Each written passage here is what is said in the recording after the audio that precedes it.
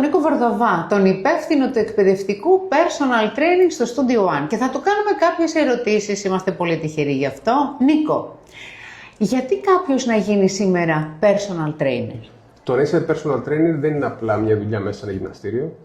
Είναι μια δουλειά που εξελίσσεται συνεχώς. Βλέπεις τους ανθρώπους που βοηθάς να αλλάζει η καθημερινότητά τους, να είναι συνεπείς, να μπορούν να γυμνάζονται με αποτελεσματικότητα και παράλληλα εξελίσσεσαι και εσύ. Ένα πολύ σημαντικό πράγμα είναι ότι πλέον το 2026 δεν είσαι απομονωμένος μέσα σε ένα συγκεκριμένο χώρο. Μπορείς να δουλεύεις ως personal στη δική σου επιχείρηση, να είσαι σε ένα γυμναστήριο, να είσαι online, να χρησιμοποιείς εργαλεία όπως το AI για να διευκολύνεις τη δουλειά σου και ούτω καθεξής. Οπότε είναι μια πάρα πολύ καλή εποχή να γίνει κάποιος personal trainer. Αν σου αρέσει λοιπόν η άσκηση, αλλά και η επαφή με τους ανθρώπους, είναι από τα λίγα επαγγέλματα που συνδυάζουν και τα δύο. Νίκο, μπορείς να μας πεις τι έχει αλλάξει το επάγγελμα τα τελευταία χρόνια?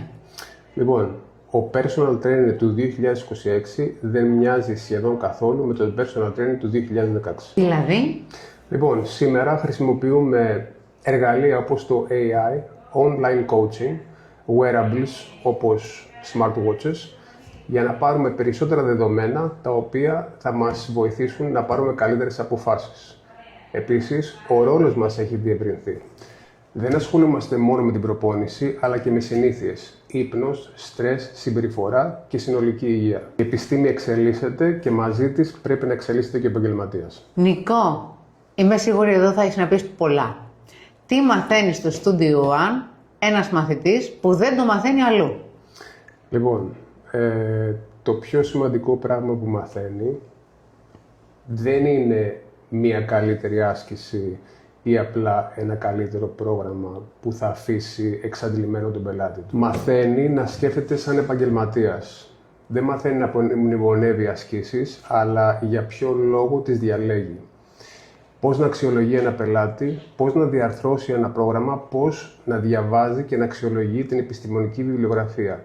Και, το πιο σημαντικό, από την πρώτη μέρα κιόλας να μπορεί να τα συνδυάσει όλα αυτά για να γίνει καλύτερος και να παρέχει την καλύτερη υπηρεσία που μπορεί. Νικό, γιατί επέλεξες να είσαι μέλος της εκπαιδευτικής ομάδας του Studio One?